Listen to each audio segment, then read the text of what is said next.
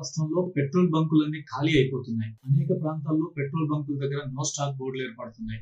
కొన్ని జిల్లాల్లోనైతే సగానికి సగం పెట్రోల్ బంకులు ఖాళీ అయిపోయినాయి. ఇంకా రాబోయే వారం 10 రోజుల్లో మరింతగా ఈ నో స్టాక్ బోర్డులు పెరిగే పరిస్థితి కనపడుతుంది. ఇంకా ఆందోళన మరింత పెరుగుతుందా అనే పరిస్థితి కనపడుతుంది.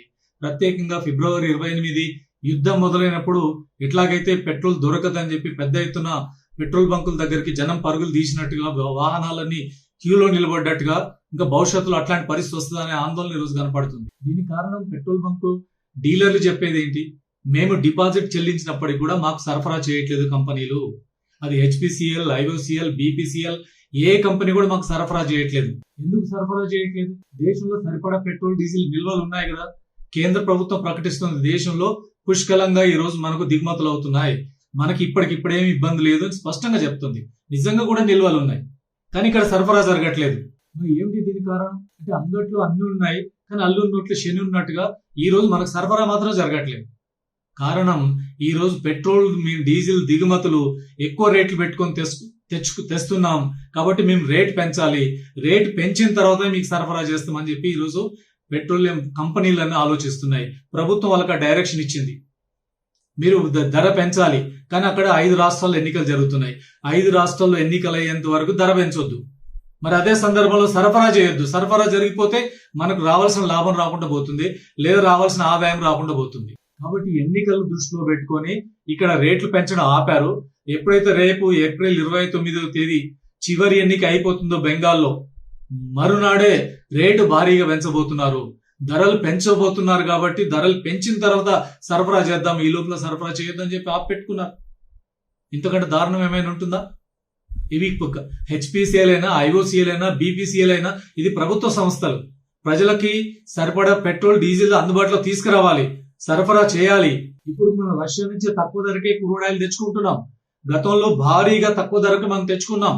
మరి తక్కువ ధరకు తెచ్చుకున్నప్పుడు ఏం పెట్రోల్, డీజిల్ ధరలను తగ్గించలేదు కదా. ఇప్పుడు కొద్ది రోజులు రేటు పెరిగింది కాబట్టి రేటు పెరిగిన తర్వాతనే మీకు సరఫరా చేస్తుంటే దేశంలో ఇబ్బందులు వచ్చినా, జనం ఇబ్బంది పడిపోయినా సరఫరా చేయరా? ఇప్పుడు అనేక ప్రాంతాలు ఇదే పరిస్థితి. ఎన్నికలు జరుగుతున్న రాష్ట్రాల వరకు సరఫరా బాగా చేస్తుండొచ్చు, కానీ మిగతా రాష్ట్రాలు, ఇప్పుడు మనం తెలంగాణ చూస్తుంటే మాత్రం అనేక ప్రాంతాల్లో పెట్రోల్ బంకులు ఈ రోజు నో స్టాక్ బోర్డులకి వెళ్ళిపోతున్నాయి. ఇంకా రాబోయే 10 రోజులు ఎన్నికలు పూర్తయ్యే వరకు ఇదే పరిస్థితి కనపడుతుంది.